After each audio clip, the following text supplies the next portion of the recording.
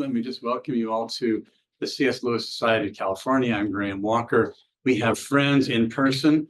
Let's see, there are 5 of us here in person, probably a few more joining us, and we have a whole bunch of people online joining us. We're welcoming all of you. This evening, we will review one of C.S. Lewis's most compelling and most articulate books of apologetics, Mere Christianity. And to lead us in the conversation, we have Professor José Maria Yulo, who teaches philosophy and Western civilization at the Academy of Art University in San Francisco. He studied at St. John's College in Annapolis, also at Emerson College in Boston, has a doctoral degree from the University of San Francisco. He has authored a number of interesting things that have appeared in such journals as Ignatius Insight, Review of Metaphysics, and University Bookman. That last one, Jose, is one of my favorite journals, so I'm glad you published in there. We probably know some people in common as a result. So welcome to José Yulo. Let us learn from you this evening, and we are recording this so that we might be able to make it available on our YouTube channel later. So it's being automatically recorded, but it'll be your leading and our conversation, and I put it in your hands. Thank you very much, Graham. Welcome to everybody tonight, folks on the West Coast and the East Coast, and perhaps internationally as well also. I'm very happy to share with you this presentation on Lewis's Mere Christianity, one of his most well-known works. The method of presentation that I'll be sharing with you tonight is, if you've been here before, it's somewhat familiar. If you're new, I like to call it the Grand Tour. It was so coined by an old Yulo family friend from the Philippines many years ago, Father James Donnellan. He was an American Jesuit priest who was an English literature scholar at Oxford.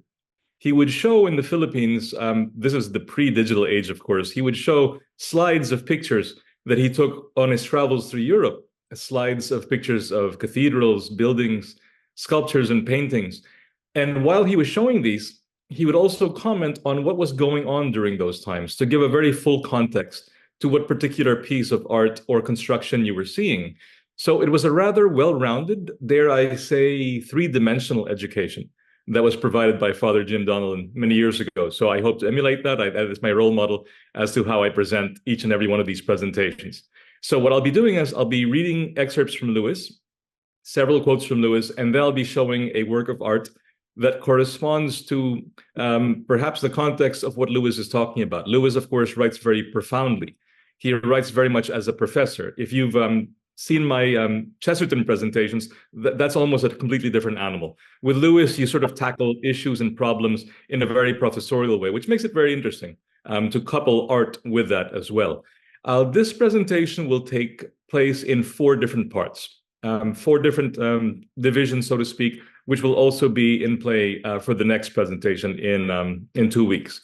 The first part of this presentation will deal with Lewis in the very first few pages of Mere Christianity, presenting a problem, something that is a dilemma of sorts, that he hopes through his writing to sort his way through and perhaps find a solution to it. Being a professor of great esteem, Lewis will, of course, provide or try to provide sources from where the problem came from, or perhaps even causes of those problems. That will take place in parts 2 and 3 today. So again, we begin today with a presentation of Lewis's initial problem in Mere Christianity, then go on to 2 different causes of this problem. I will call this, as an umbrella, I will call this confusion. Part 2 will deal with intellectual confusion, and part 3 will deal with perhaps a spiritual confusion, a little bit different genus and species than the first kind discussed in part 2. And lastly, in part 4, Lewis will provide some clarity, a moment of clarity that cuts through the confusion that he delineates in the previous parts of the book. This moment of clarity is where Lewis will describe what Christianity's telos is, or its role, its purpose with regards to our existence in this world. What role is it supposed to play while we are still living on this earthly plane? Okay. That being said, I may pause every now and then to ask a question or two. I was weaned on the Socratic method at St. John's College, and it's sort of in my bones. So it's just a natural thing for me to ask questions every now and then, just to make sure everybody's keeping up with the readings, as my old tutors, professors used to do in Annapolis. Oh, we're in trouble now. I'll try to keep them short and sweet, perhaps, the questions. I have this copy, just so you guys know, Mere Christianity by Harper 1, as far as a copy goes. I'll take this from page 4. The paragraph begins with, now this law or rule. So if you scroll down a little bit from that paragraph, you'll see a sentence beginning with, but when. But when the older thinkers called the law of right and wrong the law of nature, they really meant the law of human nature. The idea was that just as all bodies are governed by the law of gravitation, and organisms by biological laws, so the creature called man also had his law, with this great difference, that a body could not choose whether it obeyed the law of gravitation or not, but a man could choose either to obey the law of human nature or to disobey it. The second pertinent quote in this first section is found a few pages later. I have it on page 8. The paragraph begins with, it's actually the last paragraph of that chapter. So if you find the paragraph beginning with, these then are the 2 points. These then are the 2 points I wanted to make. Again, this is from Lewis. First, that human beings all over the earth have this curious idea that they ought to behave in a certain way and cannot really get rid of it. Secondly, that they do not in fact behave in that way. They know the law of nature, they break it. These 2 facts are the foundation of all clear thinking about ourselves and the universe we live in. These 2 quotes summarize this dilemma or problem that Lewis is starting us very early off on. If we can summarize these, Lewis is essentially saying that people have quarreled over the rightness and wrongness of things pretty much forever. But this necessitates the existence or an unspoken agreement of the existence of a right and wrong. There has to be something you're quarreling about. If there is nothing you're quarreling about, then it's basically like somebody saying, well, I really like spaghetti, and somebody else says, I really like sushi, in that sense. There really is no sort of thing you're really arguing over because you're just stating preference. But Lewis is saying, no, this thing does exist. And this is what we sort of vie with our opinions back and forth to figure out what is the closest to it. Unlike the physical laws of nature, as Lewis said, the law of human nature governs us, but uniquely enough, we can choose not to follow it.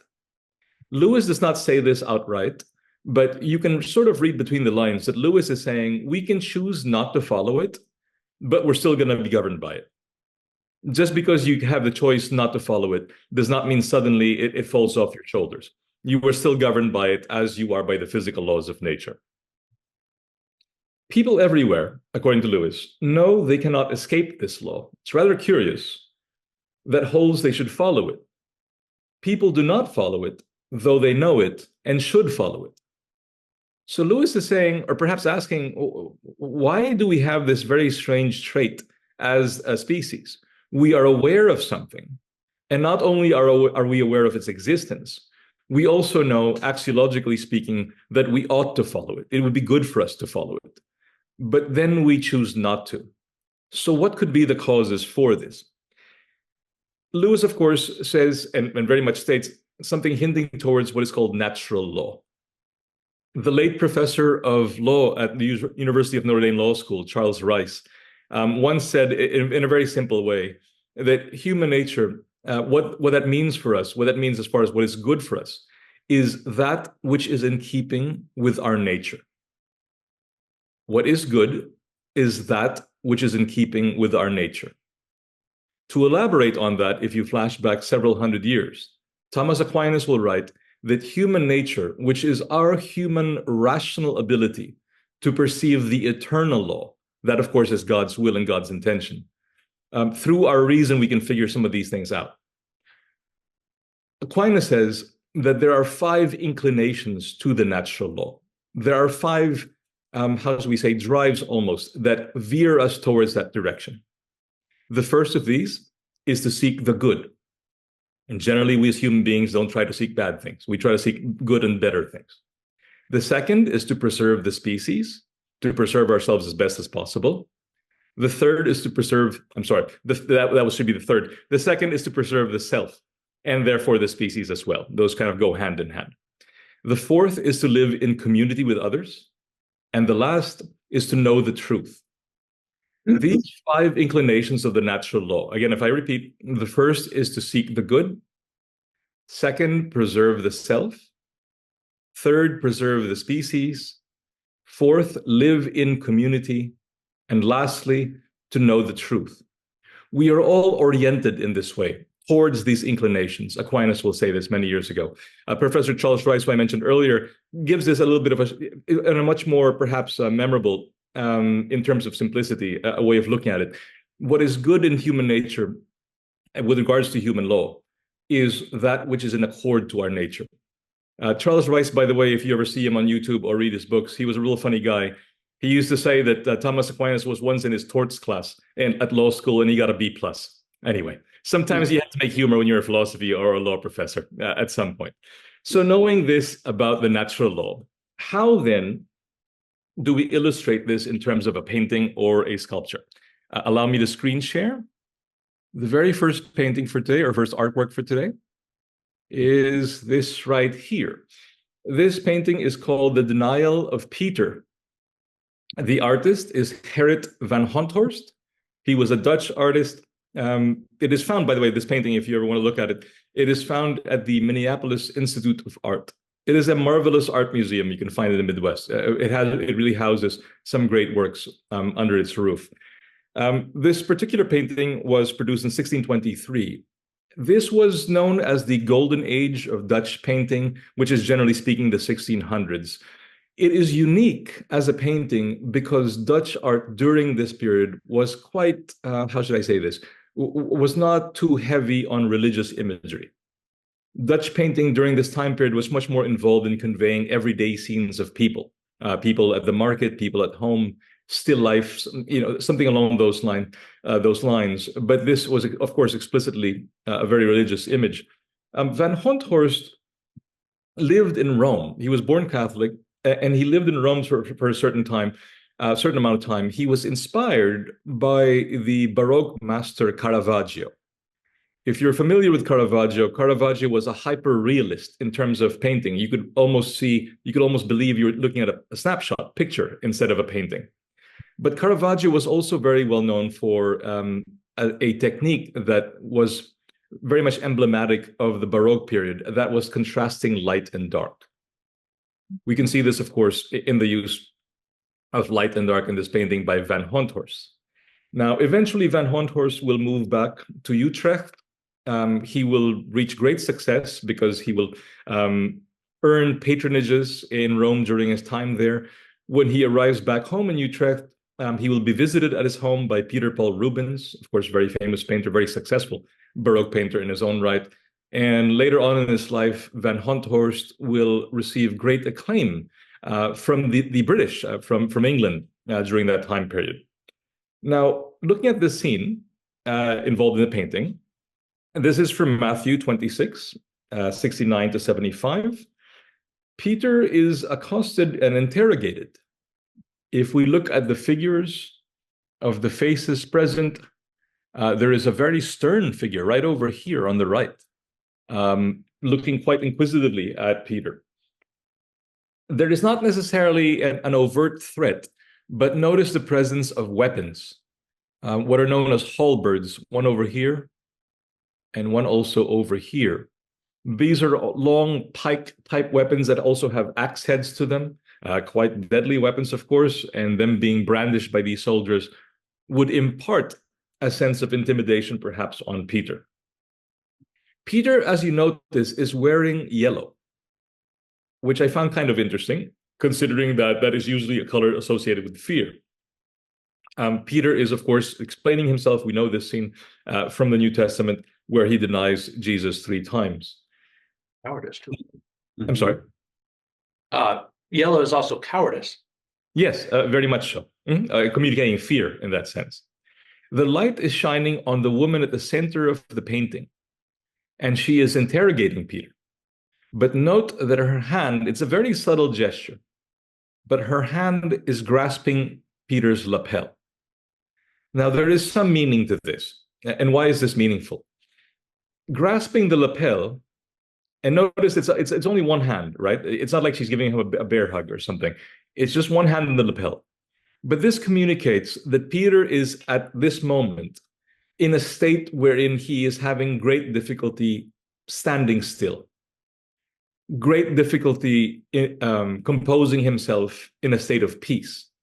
He is in a state of turmoil, in a state of discord, where he, of course, denies Jesus, although he says to Jesus in the first place that he will not deny him. This state of discord, of being somehow perhaps trapped in this state of having to attest to the fact that he was Jesus' follower. I'll give you a word for this, and this corresponds, by the way, to the causes of the problem that Lewis initially talks about. The word for this from the Greek is akatastasia, Akatastasia.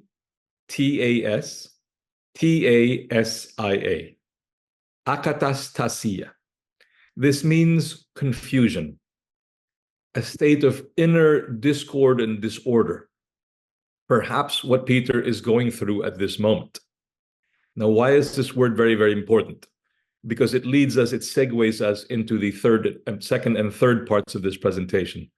But please note, I'm going to call up, at least bring up this verse from the New Testament as well. From 1 Corinthians 14, line 33. For God is not the author of confusion, but the author of peace. For God is not the author of confusion, but the author of peace. Peace is hardly what Peter is experiencing at this moment.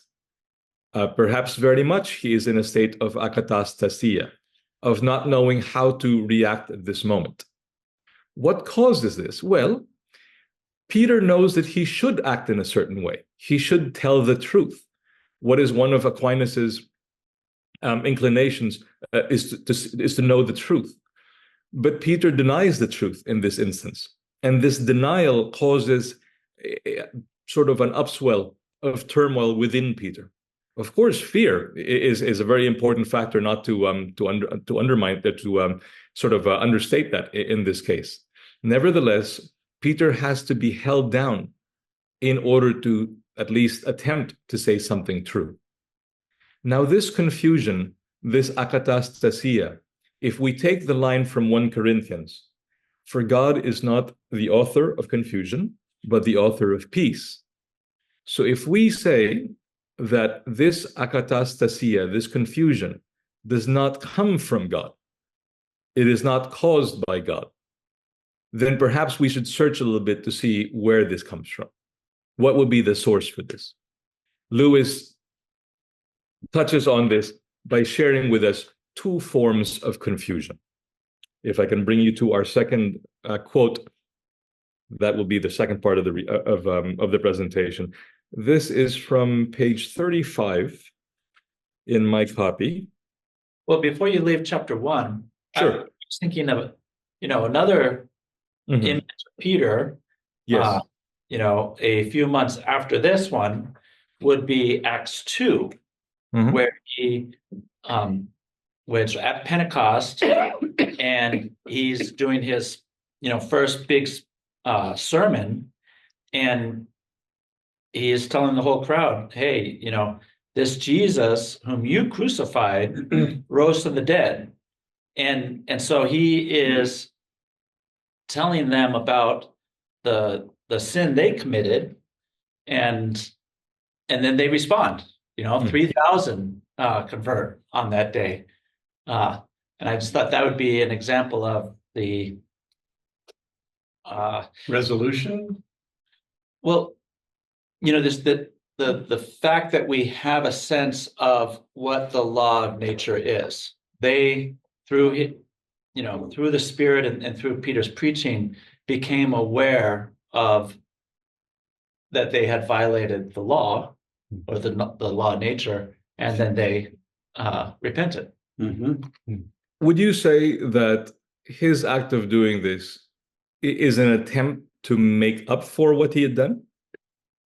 I don't think Peter was motivated anymore by trying to make up anything. Okay. I think he was just captured by the Spirit at that. He was no longer confused. What should I do? Should I acknowledge that I am a follower of Jesus and perhaps get in trouble, or should I pretend that I'm not? He was no longer confused in the second chapter of Acts about what he should do. Yeah. Yes. I mean, maybe when they're on the beach, soon after Jesus' resurrection, and there's the, feed my lambs 3 times, then Peter might have been still feeling a whole lot more of remorse and then wanting to make up for it. I would say that might be an example of that. Great, very good. Looking at this next quote from Lewis and examining it, I'll put a sort of a title on this. This would be an intellectual form of confusion. So perhaps a more intellectual form of akatastasia. Again, I'll be following that with a spiritual form of confusion a little bit later on. But dwelling first on the intellectual form of confusion. This is in my copy, page 35. The title of this is The Rival Conceptions of God. Second full paragraph, beginning with the first big division. This is from Lewis. The first big division of humanity is into the majority, who believe in some kind of God or gods, and the minority who do not. On this point, Christianity lines up with the majority. Lines up with the ancient Greeks and Romans, modern savages, Stoics, Platonists, Hindus, Mohammedans, etc., against the modern Western European materialist. So please note, there is a division, yes? Essentially, it is a theistic and materialistic division. Lewis does not dwell overly on the materialistic division. He goes on further to another division that happens within the theistic sphere. So from the paragraph beginning with "now I go on," do you guys see that? Yes. Okay. Now I go on to the next big division.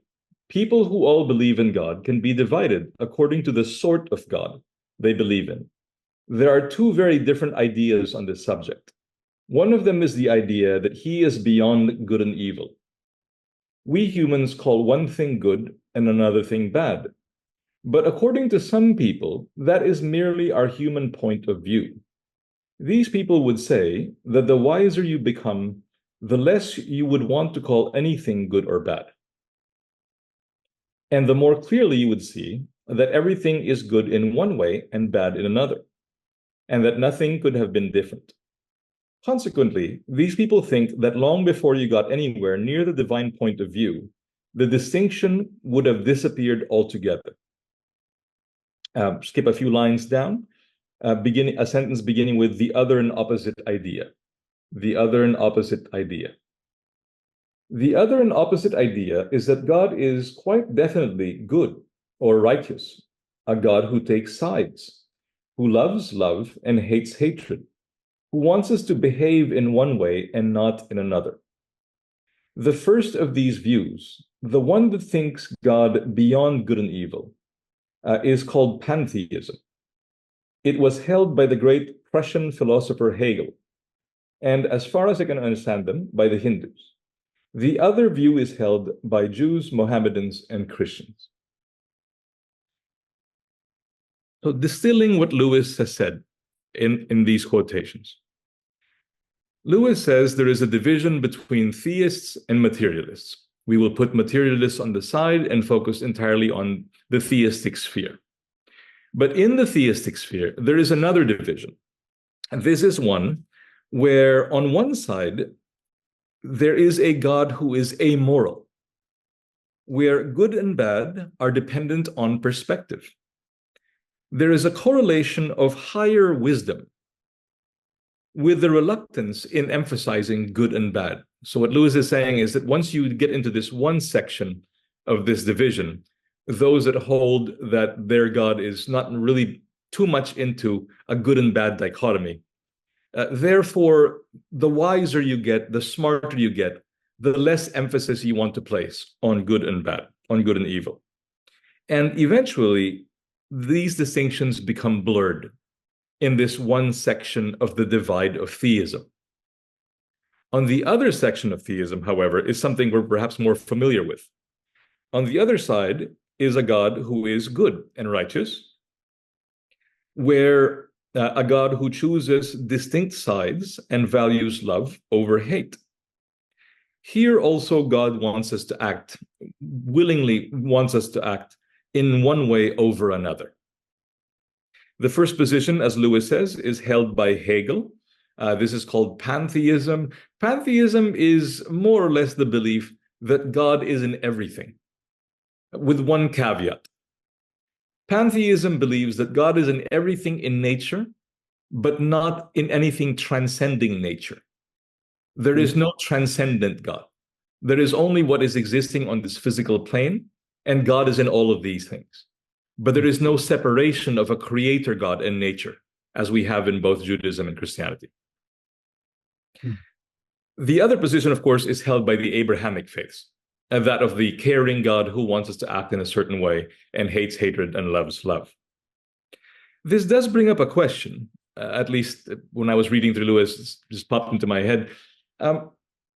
If you had these two options to choose from, an amoral God in whose universe there was really no distinction between good and bad, and another God, singular, who cared about people and who wanted people to behave in ways that were better for them.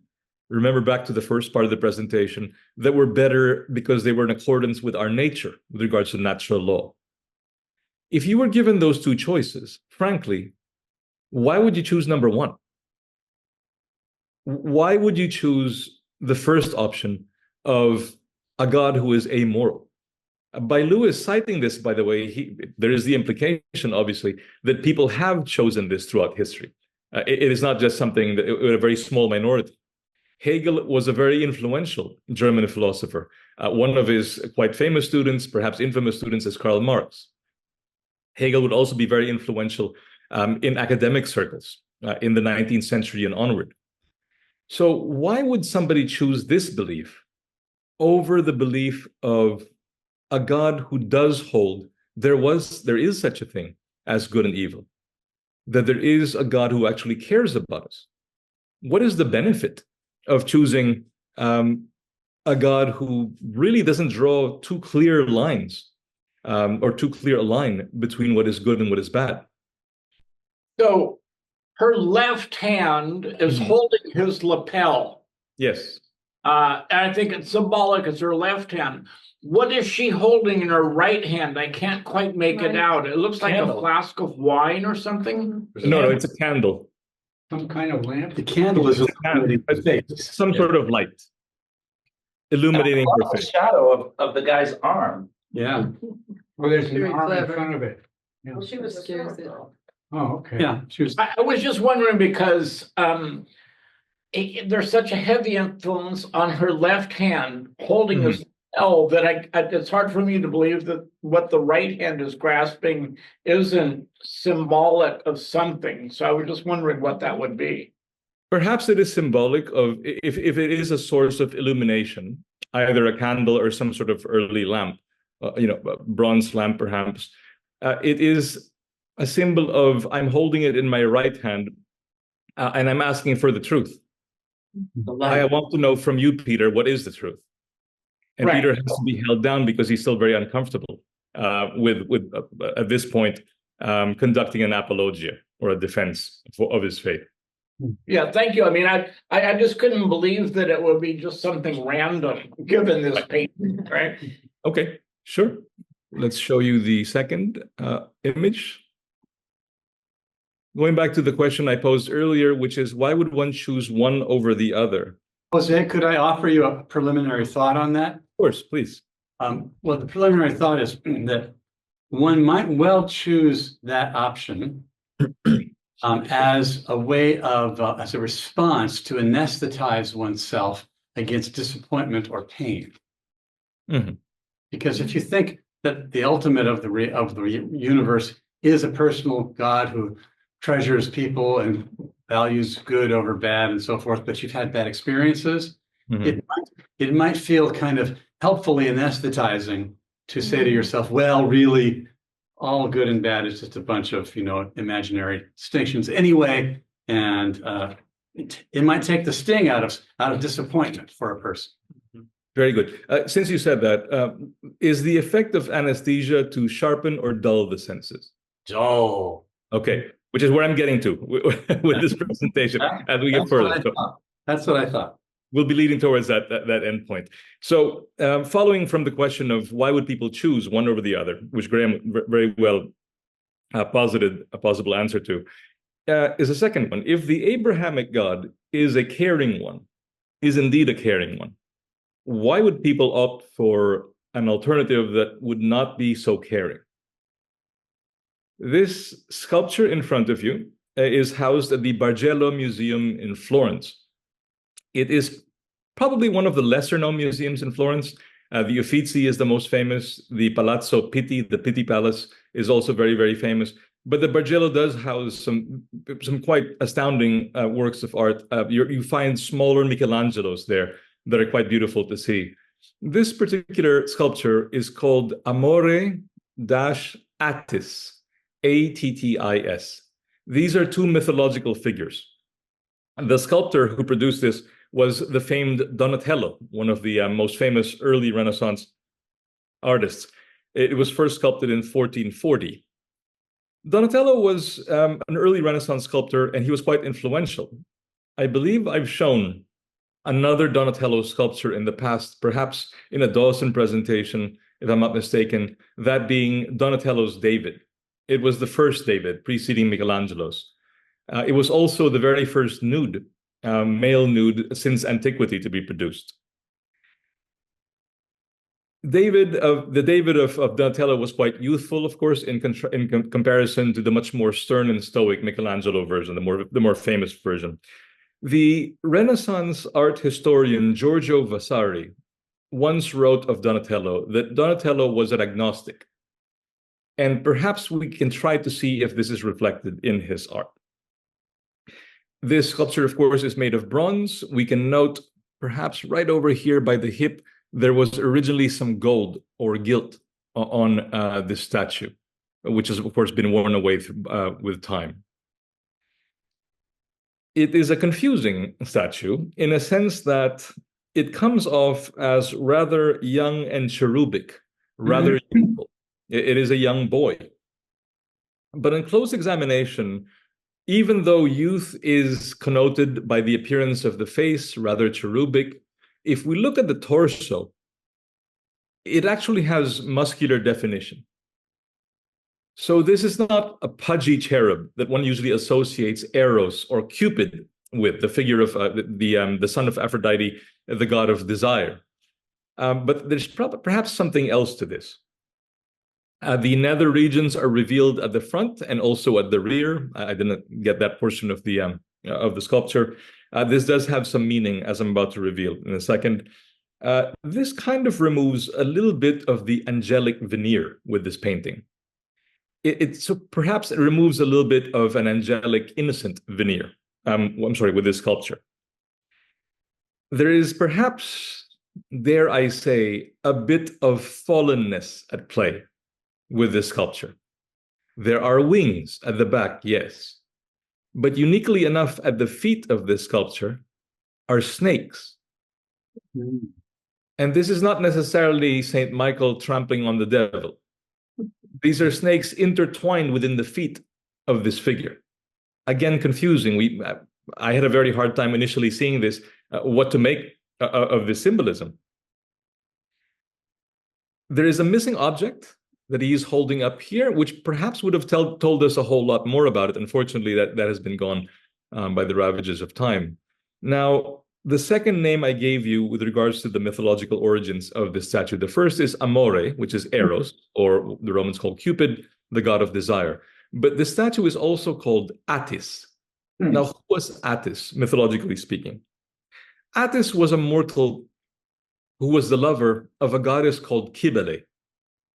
She was a mother goddess of nature.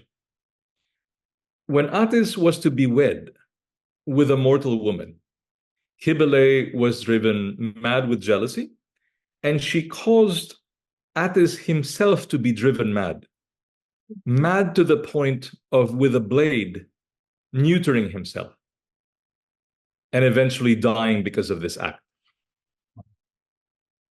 Hence the bare front of the statue. The priests of the cult of Cybele, who were active in ancient Rome, by the way, they were required to perform the same act on themselves, to render themselves to be eunuchs as followers of this faith. Cybele, after she drove Attis mad, which led to his death, uniquely enough, she grieved. She was sad about this and had him turned into a tree, a nature god of vegetation of sorts. Now, this myth, like the statue, is ambiguous. It's neither angel nor demon, somewhere in between, perhaps somewhere beyond. It blurs good and bad. Why? Think of the myth. Cybele loved Attis, but her love led to his inability to have his own children, and ultimately to his death. The same was also demanded of the priests who followed this cult of Cybele. Now, the Abrahamic God loves human beings and wants them to multiply, implying worth and value inherent to human life. That which is good is in keeping with our nature, to preserve the self, to preserve the species, as Aquinas put it. So, why would people, going back to the original question of this segment, why would people choose Cybele over Yahweh? Why would people choose ambiguous theism over a very, very clear theism? Perhaps, because worshiping nature, which ultimately Attis becomes, he becomes a tree, a god of vegetation, symbolic of the life cycles that go through vegetation and animal life. Perhaps because worshiping nature is the worship of a creation, not the creator. Please remember, in pantheism, God is in everything, but there is no beyond. There is nothing transcendent of what we have in nature. If we do not worship the creator, since we are free to worship creations, if we follow pantheism, we humans, we know somewhere in our minds, are also creations. We didn't create ourselves. And therefore, if we can worship creations, why not worship ourselves? What's the harm in that? There is no prohibition against that anymore. There is no point to God being mad at the golden calf in Exodus, if indeed we are free to worship nature. This is the dilemma of pantheism, that it ultimately leads to self-worship. This doesn't point toward a good for all humans. Remember again, natural law. What is good in keeping with our nature, in accordance with our nature. And this would appear to be, perhaps it's a strong word, but it would appear to be a deception meant to steer us away from natural law.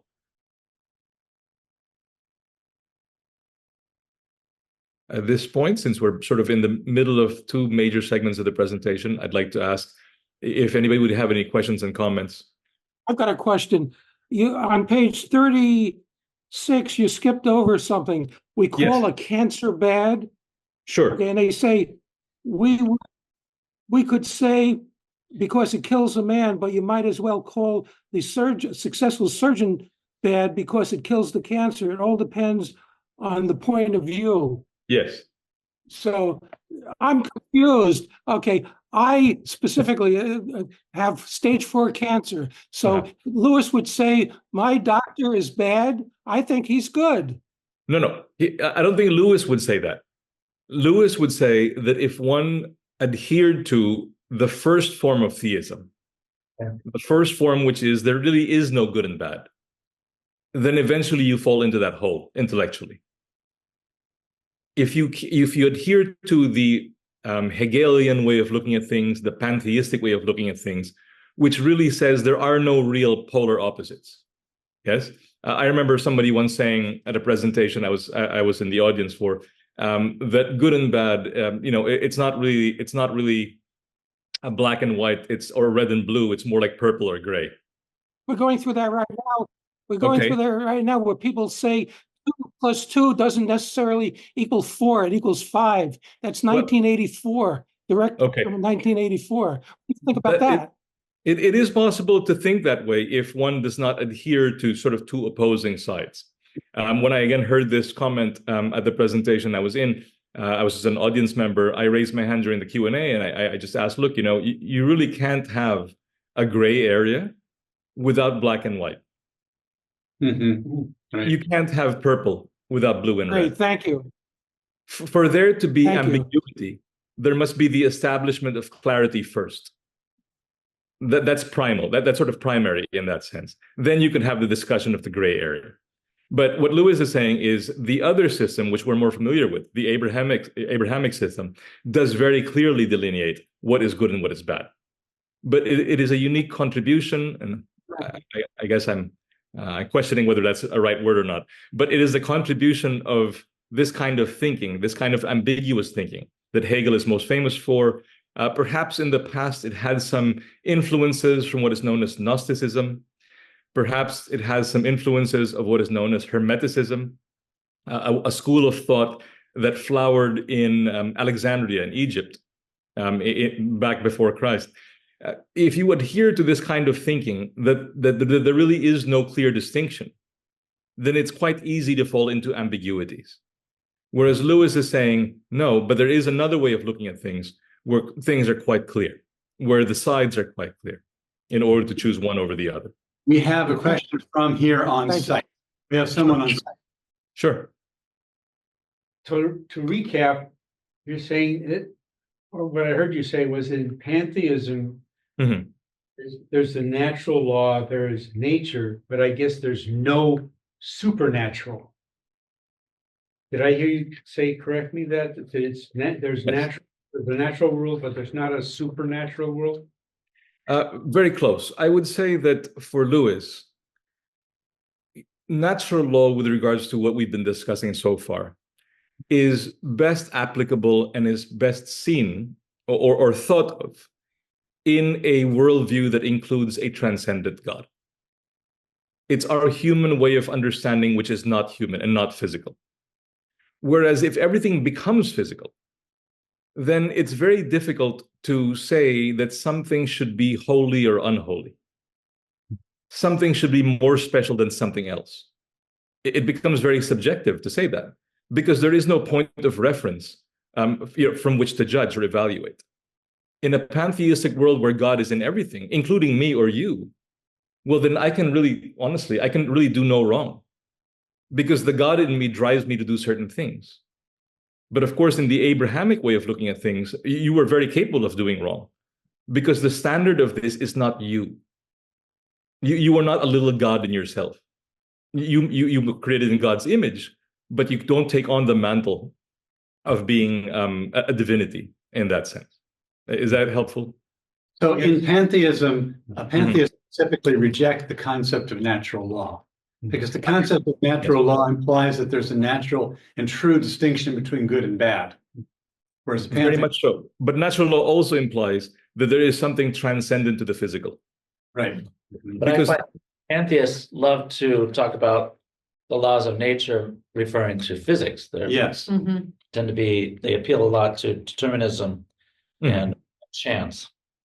Hey, Jose, I was just going to say, at the lecture you went to, the person that was going up and talking about a different morality was simply trying to impose their morality onto everybody else and wouldn't abide any disagreement with their perception of what was true.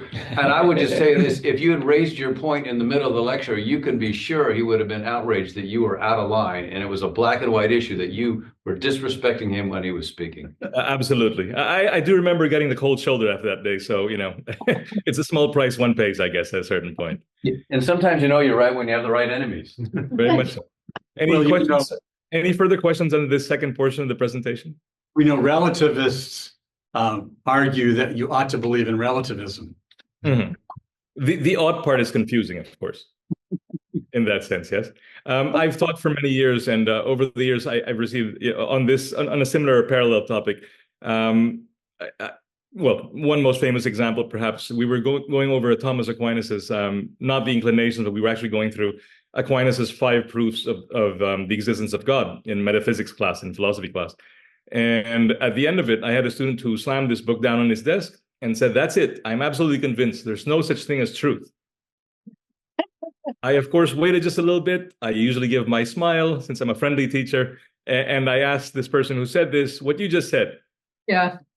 Is that true?" You could see the little light bulbs going off in his classmates' heads. And being that this is the Bay Area, there were compact fluorescent light bulbs going off. But nevertheless, people sort of got it, that you can't really, you can't have an absolute relative. It doesn't work in that sense. Carmela here in the room had a question. Sure. Well, not a question, but when you asked why would people choose pantheism, Yes. but what came to mind for me first was we started with we know there's right and wrong, and then we don't do it. And so if we go with the pantheism view, then we're sort of absolved of this That's right. guilt of not doing the right thing. It's a bit of a hall pass in a way, or a get out of jail pass or a card in that sense. Yeah. We choose it, perhaps we choose pantheism. How do I say this? In the mistaken impression that we are being freed, that we are being that freed phrase. from constraints. Mhm. The mistaken impression that we're being. Yes, it's an assumption that is mistaken, but it is an assumption that if we choose this way of looking at the universe, the world, whatever, reality, then we will not be constrained. So there is this very human desire not to be, think of Peter, not to be held down, to be able to do one thing and do everything. If I could recommend a book for you, this is a book I have actually covered in the book club many years ago at David and Mary's house. This is a book called Soldier Boy by Professor Ray Dennehy from the University of San Francisco. Ray was a friend and a very good philosopher. He wrote this book, again, Soldier Boy by Ray Dennehy. He wrote the book as a Platonic dialogue, so a Socratic dialogue of 2 parties. One was the Archangel Michael, and the second was the devil. And there's a line in which the devil is belittling Michael because Michael follows orders, whereas the devil doesn't. And he says to Michael, "You see what your problem is, Michael? I used to be your boss, right? You just used to be an underling to me. I used to be in charge. Your problem is that you always take things as A or B. With me, I want things to be A and B.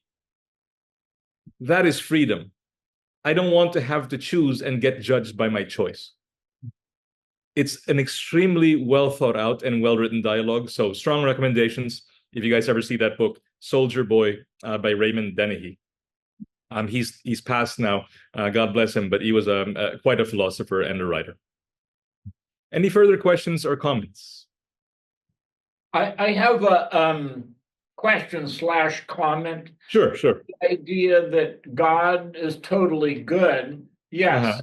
But one thing I was thinking about is all things work together for those that love God, right? And so God has that uncanny ability to use evil towards good purposes, right? So it's not that God is above good or evil, but God is able to use everything towards the good, even if it may be evil, which is kind of a strange way to think of it. But that's what the Bible says he does, right? It's Aquinas's answer to the question posed originally to Augustine. Hundreds of years before, the question posed to Augustine was, and I'm touching on this in the next part of the presentation, the question is, if God is loving and good, why is there evil? Why does he allow evil to exist?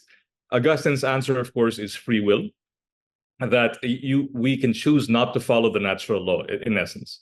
Aquinas's answer is that he allows evil to allow for greater good to happen after, for the potential of greater good, which is what I think what you're saying, that he somehow will move even evil agents. Think of the Lord of the Rings and Frodo finally succumbing to the lures of the ring at the very end, as he's about to throw it in the fire. But in the end, of course, he is overcome by it. But it takes a deus ex machina of Gollum coming and biting the ring off his finger. Right. To sort of Right. solve the story. By the way, I think it's an extremely important part of Tolkien, in a sense that for Tolkien, he could never have written it with Frodo actually throwing the ring in the fire. Because Right. Tolkien knows that the very next thing you do, if you think you've beat evil, is to thump yourself on the chest and say, look at me, I beat evil. And now you've become vain. Now you've become prideful. You've actually succumbed to the first sin in that sense. Right. Any I- further questions? I think the ultimate example would be Uh-huh. Christ being on the cross is obviously bad. I think except it's ultimately what needed to happen, right? So Yes, in that sense. Very good. Any other further questions and comments on the first two parts? Okay, we'll take a really short break of about 5 minutes or so, and we'll continue with parts 3 and 4. We transition from the previous segment, which dealt with an intellectual cause of confusion. Now Lewis will touch on perhaps a spiritual cause of confusion. And this is very much related to our last topic before break, which was the problem of evil, of the knowledge of the existence of this, and how we as human beings process this. If I could draw you to this quote on page 42, at least in my copy, this is in the chapter called The Invasion. It is about 2 pages into the chapter. I have page 42 in my copy. There is a paragraph that begins with, what is the problem? A universe that contains. Lewis will say, what is the problem? A universe that contains much that is obviously bad and apparently meaningless, but containing creatures like ourselves who know that it is bad and meaningless. There are only 2 views that face all the facts. One is the Christian view, and that this is a good world, that has gone wrong, but still retains the memory of what it ought have been. The other is the view called dualism. Dualism means the belief that there are 2 equal and independent powers at the back of everything, one of them good and the other bad, and that this universe is the battlefield in which they fight out an endless war. Lewis will put forward that since we know that there is an existence of something we call bad, this presents a problem, especially once we've followed from the last segment, or we at least allow from the last segment, that God is good and caring. There's 2 possible perspectives through which to view this problem of the existence of evil. The first is the Christian worldview, which says that the world is good, with a very distant memory of what it was, even though it has gone astray. And the second point of view is dualism. You've perhaps heard the term, I have students who say it every semester, that good and evil are just 2 sides of the same coin, to which I usually answer, then flip it, and you decide what happens, in the end. Dualism, it maintains that good and bad are equal and exist independently, eternally at war with each other. Lewis will hold, however, that there is a catch to this. There is a catch to this dualistic worldview. If both good and bad are eternal, exclusive, and uncaused by the other, completely independent of the other, each can't really call itself God. Each has its own perspective and preferences. Well, at that point, frankly, it comes down to very simple preferences. Are you more fond of, if you go to a nice restaurant, are you more fond of a left bank versus a right bank Bordeaux? Are you more fond of Cabernet Sauvignon or Merlot? It's very, very subjective. There is no real objective answer to this. Secondly, if these 2 sides, good and bad, as Lewis says, in dualism, yes, are eternally at war, frankly, how do you know who wins? If it's a flip of a coin, then it's basically chance. There's no one way of saying one is superior to the other. This, in a sense, gives evil equal footing to good, a seat at the table of conscience, so to speak. Then what happens if evil is or happens to be quite skilled at oratory and argumentation? There was once a group of teachers in ancient Athens called sophists. They were the nemesis, if you will, of Socrates, the first great philosopher. The sophists of Athens taught rhetoric, taught speaking, and they said to their clients, "Send us your sons, and through our instruction, they will be so skilled with words, they will be able to argue seemingly impossible propositions, such as, with their fine words, they will be able to make falsehood appear true. They will be able to make what is bad, what is evil, good." A very bizarre form of rhetorical alchemy, if you will, turning one thing into something else. Of course, Socrates of Athens stood against this. Socrates maintained, and Plato wrote this down for us to remember, Socrates maintained that it is never right to do wrong. These are two very different things. You can't transmute one into the other. It doesn't work that way. Now, back to Lewis. If it is a matter of preference and taste, good versus bad, yes, because they're both independent and they neither can be called God in that sense. If it's a matter of simple taste and preference, who exactly between good and bad benefits? Who gets points if it's a simple matter of taste? You may probably figure out that only one really gets points here. One really benefits over the other. The French author Charles Baudelaire once wrote that the greatest trick the devil ever pulled is to convince you that he does not exist. If there is no such thing as good and bad, it is really only bad who benefits from this. For good to benefit, we have to sort of buy into this idea instead of neglecting it. For meaning to be derived, one of these two choices has to be right or wrong, meaning that we need the establishment of a standard, some kind of standard to judge. So we have the standard, we can then determine which of these two choices is most in alignment with that standard. To show this in terms of art, I'll be screen sharing again. This is the Archangel Michael, a painting by Cavaliere d'Arpino, a Baroque painter from Rome. It was painted between 1624 and 1626. It is also housed, by the way, at the Minneapolis Institute of Art. Again, a strong recommendation to do. Check out that museum if you're ever in town. Very, very, very, very much worthwhile a visit. Cavaliere d'Arpino was a talented youngster. He moved to Rome at the age of 15. He was a bit of an art prodigy of sorts. He worked for a few popes, quite a while in Rome, but he was never really able to get that valued and vaunted commission to work at St. Peter's Basilica in Rome. However, things turned a little bit better for him when Urban VIII, Pope Urban VIII, became Pope. Urban was very partial to St. Michael in this period of counter-reformation. He was elevated to Pope on the feast day of St. Michael.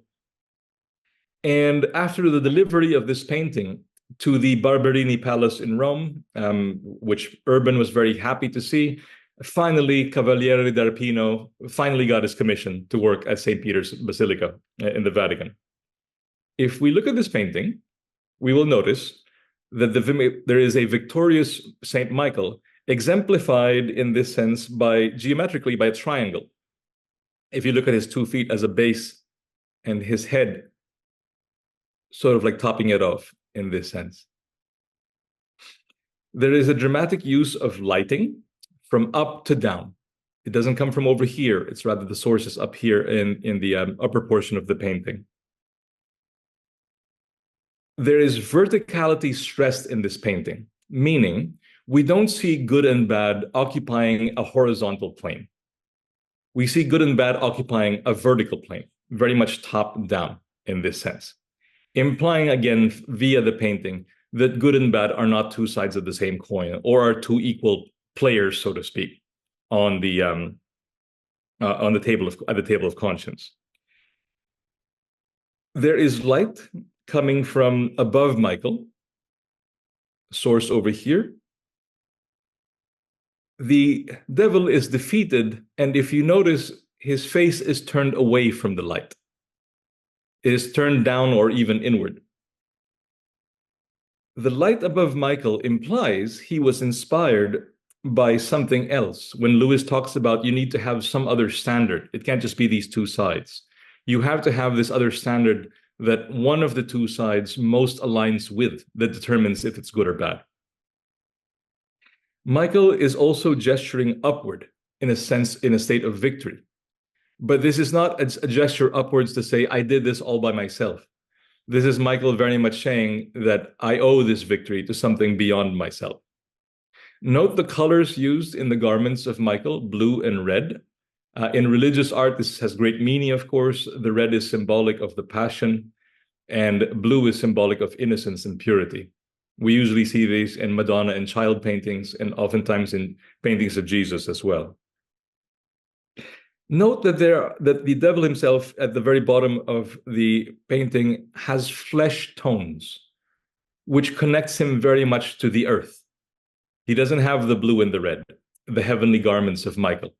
These are very much the tones of what is settled onto an earthly existence, a connection to this world.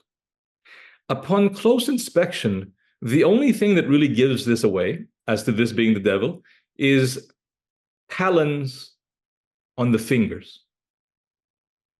That is really the only sign. There's no tail, as far as I can see.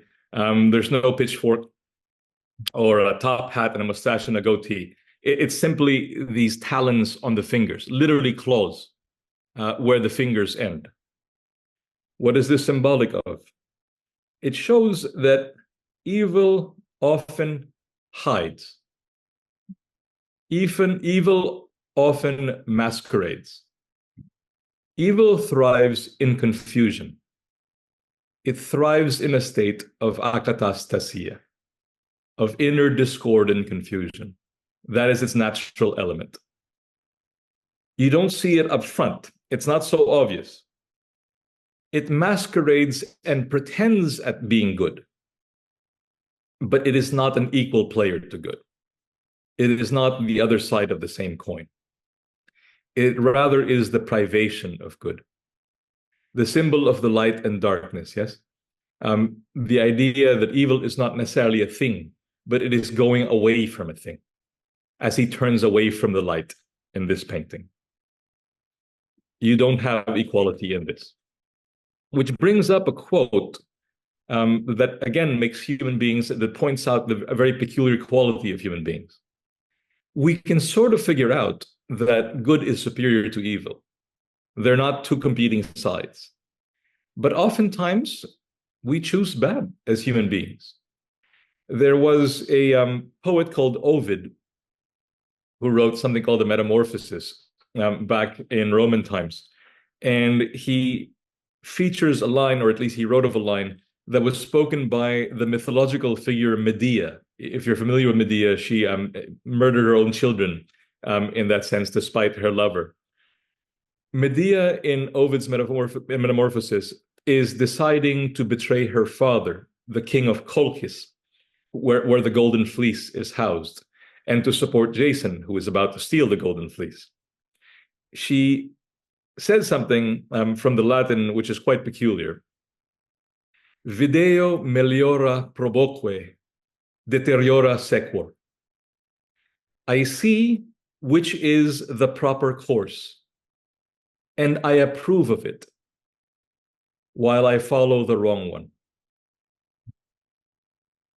I see which is the proper course, and I approve of it, while I follow the wrong one. why do we follow as human beings the wrong one? Especially when we supposedly see the better course. Not only do we see the better course, by the way, but we also approve of it. Our mind registers that it is superior to the inferior bad course. So why then are we driven to follow the worse? Selfishness. We think maybe the consequences won't apply to me. Uh-huh. Oh, okay. So I won't suffer any bad after effects of doing this. So it's okay. I can get away with it, basically. We see that in the newspaper all the time. Okay. I'll get All right. away with it. And then Okay. they don't. All right. All right. Or maybe in some cases, a person looks at the options, one is good and one is evil, and feels that he can't do the good, but he actually could manage to do the bad. So the desire for action may lead him to Is do it then an easier choice? It may seem to be easier to Right. times. Which Right. is expedient. Yeah, It gets to a goal quicker than doing the proper way. right. Okay. Are you familiar with the movie Judgment at Nuremberg? Yeah.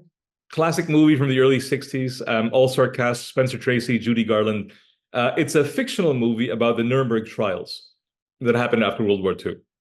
What is interesting about Judgment at Nuremberg is that the main antagonist, and he actually doesn't say anything all the way in the movie until the very end, is Burt Lancaster playing a German jurist who was the most famed, most honorable German jurist before World War II happened, during the rise of the Nazis. The other men who are accused with him of committing all of these horrible crimes are judges who are so obviously corrupted. You can see it. It's almost coming out of their pores. They just have malice and malevolence towards them. But Burt Lancaster's character is this stoic, stolid picture of proper Germanness. He is very, very righteous. But the tragedy is that he went, it took him a longer time, but eventually he went bad. And Spencer Tracy says this is the biggest tragedy because the other guys who were accused, the other judges who were accused of corrupting the law, of corrupting natural law, essentially, they were already sort of bent. They almost were. It would almost be a surprise if they didn't turn towards malice. But it was the Lancaster character. It was the guy who was good. It was the good man turned evil, which raises the biggest question and perhaps poses the largest tragedy. If you know what the proper course is, and not only do you know it, your mind is smart enough to recognize it, but you actually approve of it. So it's a dual act. It's an act of the mind, and secondly, an act of the will. That yes, I say this is the right way. But in the end, your will chooses differently. It is acting not out of ignorance whatsoever. You are fully knowing what are the stakes involved. So why still do we do this? Our mind should be useful for something, yes? Our mind should be useful for telling us do not put your fingers in the socket and get electrocuted. What is the better thing to do? But as Lewis says very early in the book, our minds are able to grasp natural law, but we often choose against it. We can understand it, but we can choose not to follow it. Something very strange about human nature, by the way, and natural law. This I would call more of a moment of spiritual confusion, whereas the earlier example we covered with pantheism is perhaps a more intellectual form of confusion. This perhaps hits us a little bit deeper because we try to grasp or try to understand this problem of evil and try to make sense of this. And trying to understand the existence of evil sometimes leads us down the road of viewing it dualistically, of viewing good and evil as simply two sides of the same coin. And Lewis is saying in his very profound words, and Cavaliere d'Arpino is showing in this painting, that no, these are two very different things, and one is inherently superior to the other. Navigating through these two forms of confusion, we get finally to this moment where Lewis provides a bit of clarity as to what the purpose of Christianity, its role, its purpose, its telos, is in the world in which we live. If I can draw your attention to page 45 in the text, it's still in the invasion. So a little bit after our last quote. Please locate a paragraph beginning with, but I freely admit. But I freely admit that real Christianity, as distinct from Christianity and water, I love that term, by the way, it's like a gin and tonic or a watered down scotch, goes much nearer to dualism than people think. There is nuance to this. One of the things that surprised me when I first read the New Testament seriously was that it talked so much about a dark power in the universe, a mighty evil spirit who was held to be the power behind death and disease and sin. The difference is that Christianity thinks this dark power was created by God and was good when he was created and went wrong. Christianity agrees with dualism that this universe is at war, but it does not think that this is a war between independent powers. It thinks it is a civil war, a rebellion, and that we are living in a part of the universe occupied by the rebel. Next page over. Next paragraph. Enemy occupied territory. That is what this world is. Christianity is the story of how the rightful king has landed. You might say landed in disguise, and is calling us all to take part in a great campaign of sabotage. Rather profound from Lewis. For him, the New Testament readings can be said to speak of something approximating dualism, which is why there's a little bit of nuance here. He acknowledges, yes, there is this acknowledgement that evil does exist as some sort of counterbalance of good, not exactly its equals on the opposite side. The presence of a malevolent force behind error and suffering. Yet this dark spirit is itself a creation and was created good, turned to ill, and this section of creation we all live in is under occupation by this rebel. There is a war, but not between equally independent forces, again, borrowing from the thought of the last segment. Christianity is the tale of the rightful king landing and on our shores and extending the invitation to undermine the rule of the world established by this rebel. This is not an easy task, by the way. The forces and temptations of this occupied territory will work against this invitation.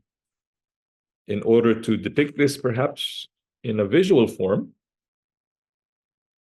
this is a painting called Augustus and the Tiburtine Sibyl.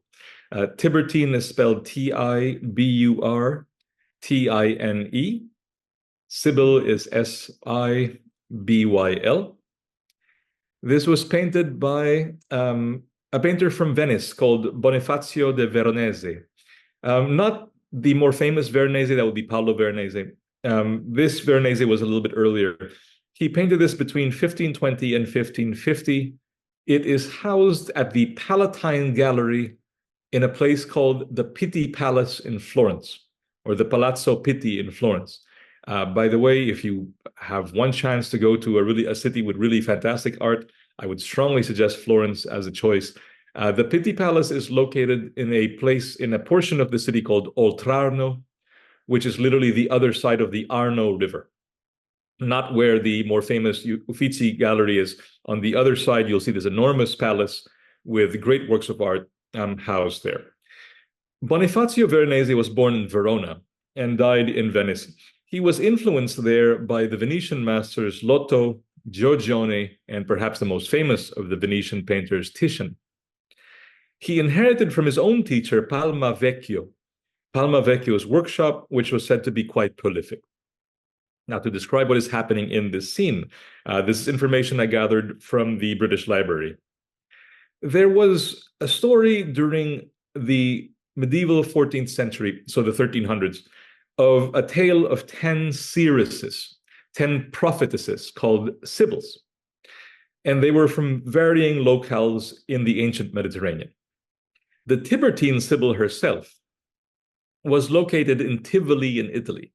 Tivoli is in Lazio, that is very close to where Rome is.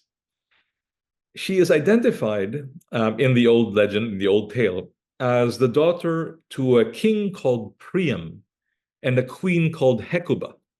If you've read Homer, that is the king and queen of Troy before the fall of that city. Therefore, if she indeed was the daughter of Priam and Hecuba, she was sister to both Paris and Hector of Troy. There is a deep Trojan connection to Rome, by the way.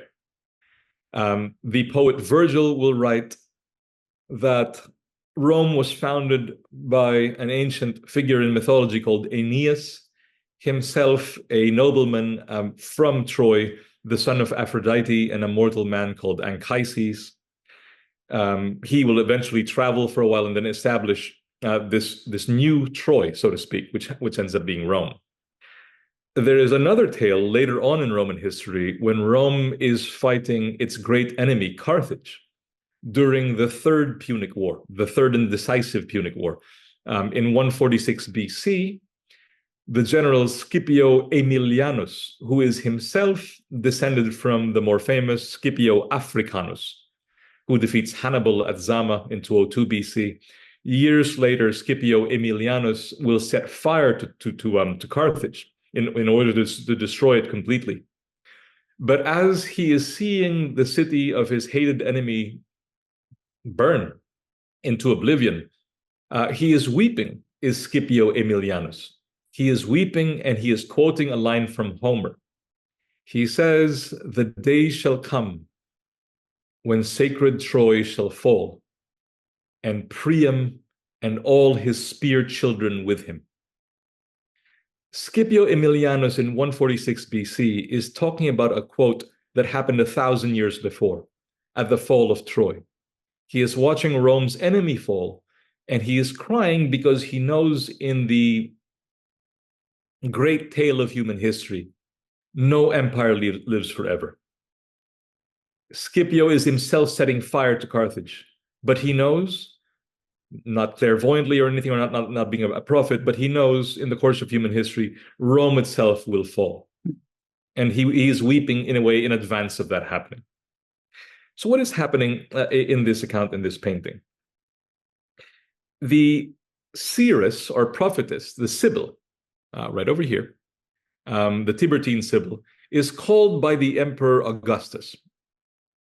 She is summoned to him and asked to translate or at least explain a dream shared by 100 senators who have come to Augustus with the same dream.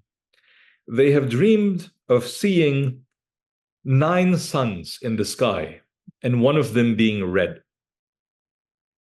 The Tiburtine Sibyl explains to Augustus that these 9 suns all involve periods of time.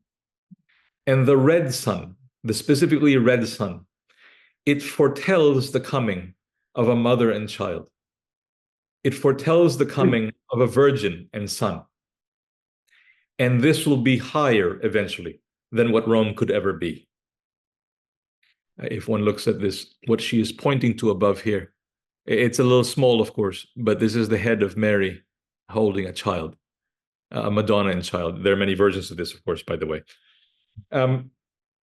She showed this vision of the Madonna and child when asked by Augustus, when Augustus is asking the seeress, how can she explain what is symbolized here?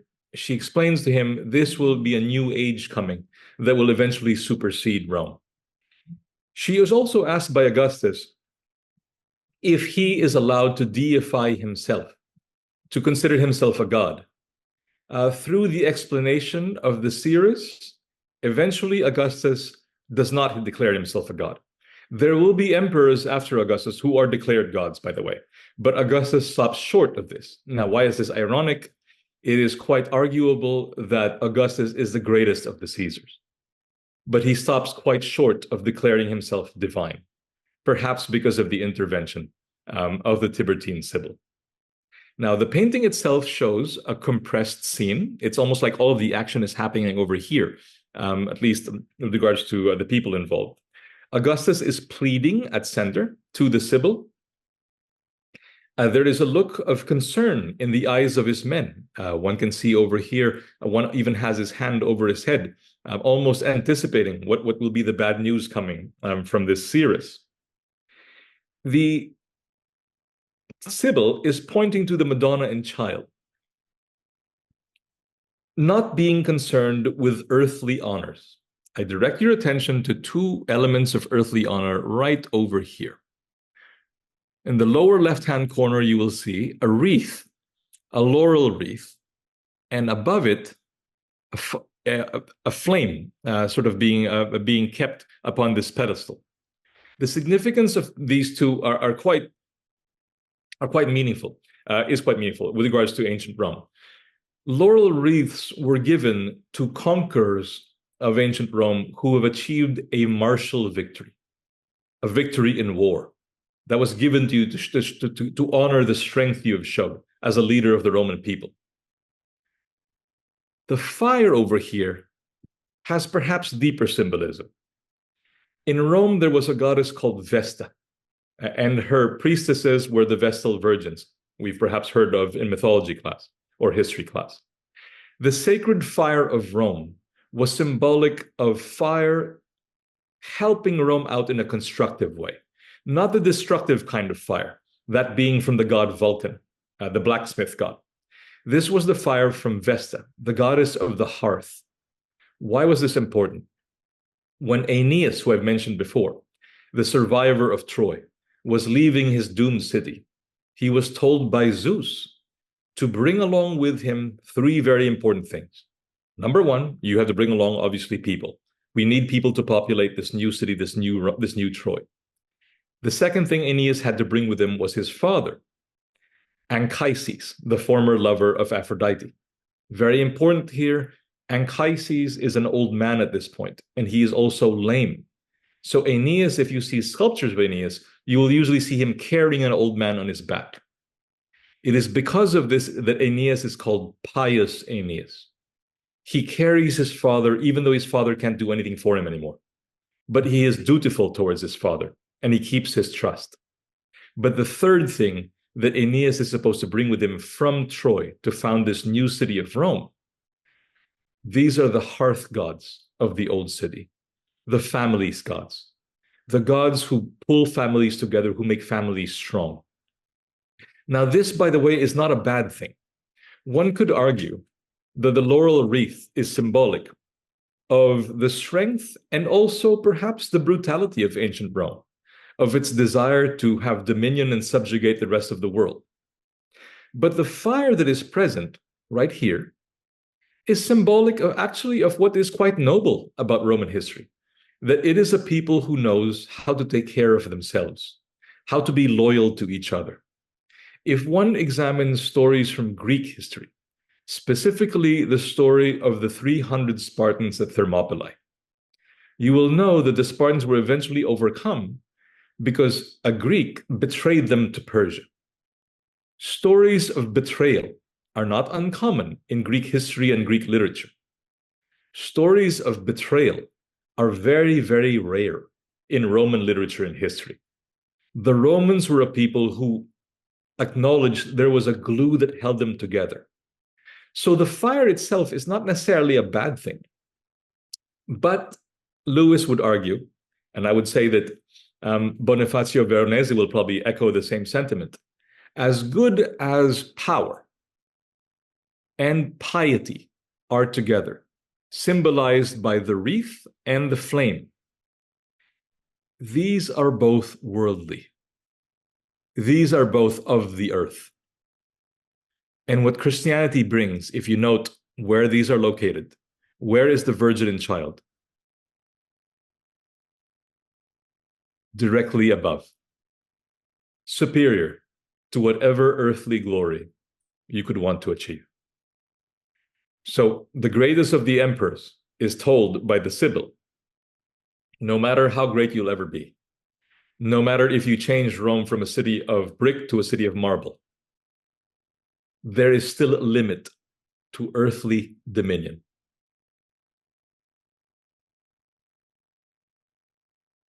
Would you have any questions following from this point?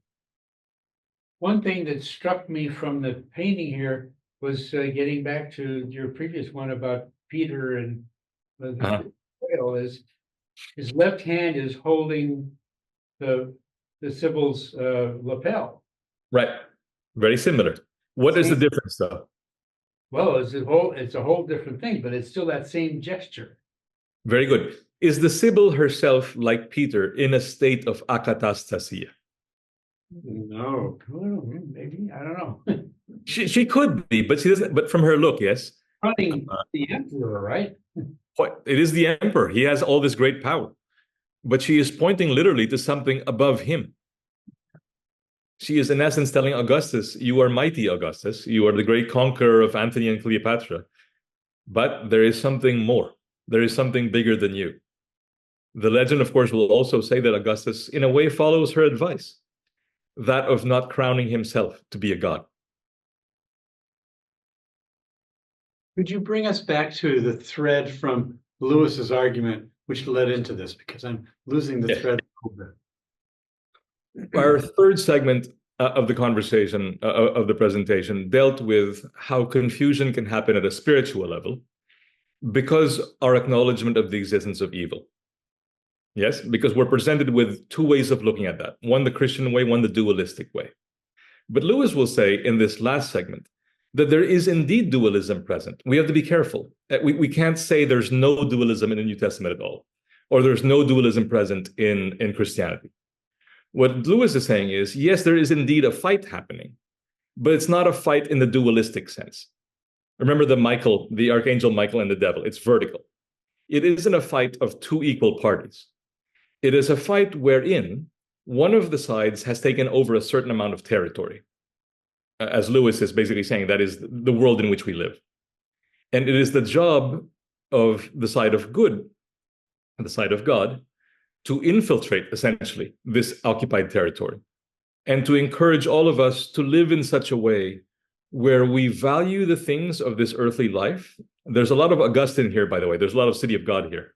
But at the same time, to retain this idea to not be Cain, to not be attached to the earth exclusively, to be more like Abel, to be cognizant of the fact that it is possible to be a sojourner, to value this life as it is, but to acknowledge there is something else in superior, where we are all hopefully destined to go. That help out a little bit? Yes. More than happy to entertain any questions or comments. We have 4 different segments in the next meeting, but this is what I've prepared for us tonight. Hopefully it sparked a little bit of thought and discussion. Last round, any other questions and comments? One of the characteristic or typical criticisms of the first section of this book is Lewis seems to be addressing people who don't necessarily agree with him and talks to them about the difference between right and wrong as a clue to the meaning of the universe. Ultimately, he argues that one can't make adequate sense of right and wrong without positing a superior being who is superiorly good. Thus, that leads him to the great invasion, which is the idea of Christ, of course, coming into the world to set right what's gone wrong. But some people say, well, Lewis tricked his readers. Okay. In what way, though? Well, the complaint goes that, he led them on thinking that it was a philosophical discussion, but it turned out to be a theological discussion. Right. It is quite philosophical when you consider that when he addresses, or at least when we address the second portion tonight, the conflict between, or the difference between pantheism and the Abrahamic faiths, that takes on a very metaphysical tone, in a sense. Not only metaphysical, by the way, but also a very ethical tone, where you go from abstract thoughts of good and bad to actually ought-type arguments, should-type arguments, and what makes for freedom, that's quite philosophical, I would argue, to his critics. All are there further questions or comments? Of course, we're looking forward to the next round. Will you be giving us some equally compelling visual images next time, Jose? I shall. I'll actually be sharing an actual Caravaggio next time. Oh, So boy. that'll be one of the towards the end of the presentation. Looking forward to that. Great. Friends online, would you like to contribute anything further before we close? Or in the room? If not, we'll just give thanks to Jose Yulo very much for your presentation tonight, and we're looking forward to seeing you in 2 weeks. Come back to the Zoom link in 2 weeks. Don't come back to this room because we will not be meeting in person in 2 weeks, but we will be meeting with Jose. Thanks very much, Jose, and thanks everybody for joining. Take care.